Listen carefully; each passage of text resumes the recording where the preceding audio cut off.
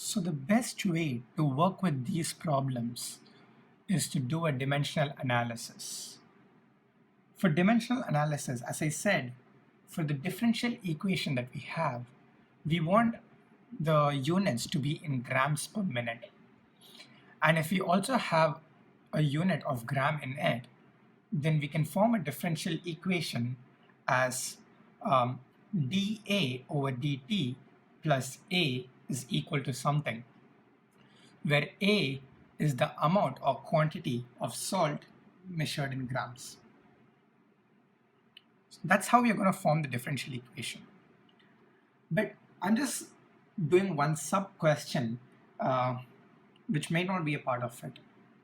And the question is, after what time would this tank be emptied? For that, what I have to do is, I'm going to take the net volume that's already present in the tank. So that would be 1,000 liters. And I'm having water inflow at 30 liters per minute. But now I want to find the time. So I need it in liters. So I'm going to do 30 times time. And it exits at 40 liters per minute. So I'm going to remove 40t from the tank. And I should be equating this to 0 because at what time the tank gets drained. So that means that we want to reach the stage when the volume is 0.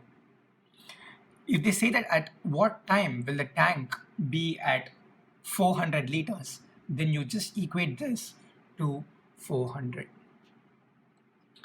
So once that part is done, so I can calculate this. So I'll have 1000 minus 10t is equal to 0, and hence at t is equal to 100 minutes, I will have the tank emptied. So I'm not sure if you notice something special here. So it also means that after 100 minutes, there is no inflow for tank 2. So after 100 minutes, this is going to become 0. And you're going to lose at 40 liters per minute. So the volume over here is also going to change significantly. So when you're going to do this, you're going to split the problem into two parts, and you're going to evaluate part 2 of the problem first. That is, start off with 0 liters per minute entering and 40 liters per minute exiting, and find the time for this to be emptied for 100 liters in the same fashion. And then if you just add 100 minutes to it, so the total time taken would be the time taken for both the tanks to be emptied in this process. So as I said, this is not a simple problem to do. It's slightly more complicated. Now I'm going to go back to tank 1 to evaluate the amount of salt or the quantity of salt that's present there. So how do I do that is I have to first find the rate at which it enters, and then if I find the rate at which it exits, then what I can do is rate in minus rate out is equal to the rate that's present in the tank. So this is just a simple conservation law from thermodynamics. So my rate in is going to be, I need it in grams per minute. So I need to do something with this that gives me grams per minute. So if you can see, if I just multiply these two terms, then I'm going to get grams per minute. So all I'm going to do is 20 grams per liter into 30 liters per minute. So that would give me 600 grams per minute. So this is the rate at which it enters, the salt enters. Now I need to do for the rate that exits. So rate out, it's slightly more complicated, the rate out, because it involves the draining of this tank. So what I would do is, I don't know the grams per liter quantity that's going to exit. So I'll have to take some quantity. I'm just using A, and since it's a function of time, I'm using A of t. This is just in grams. Now I need grams per liter, you remember that? So I have to divide this by liters, and my liters is going to be, it's initially 1000 liters. So it's 1000, it enters at 30 T. So because I'm using liters over here, so it enters at 30 T and it exits at 40 T. So it's plus 30 T minus 40 T. That is how many liters that's going out.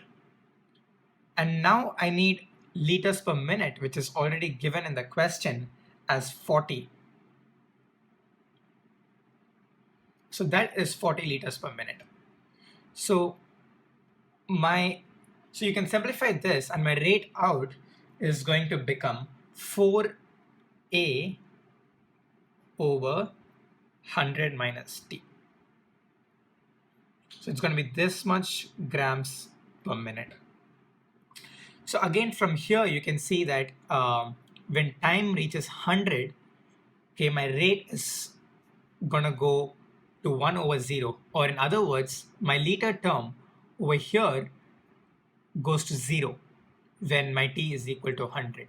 So you can also evaluate it from here. So this is my rate out. So what is the change of rate that's going to be in tank 1? I don't know the liters per minute term over there. So I can't do anything over there, but I can directly do the grams per minute because I know that the amount that's going to exit is going to be A of t. So I can just do dA over dt as the change or the rate of salt that's within the tank, right? That's within tank 1.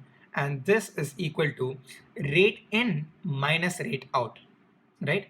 So my rate in is going to be 600 and my rate out is going to be 4A over 100 minus t.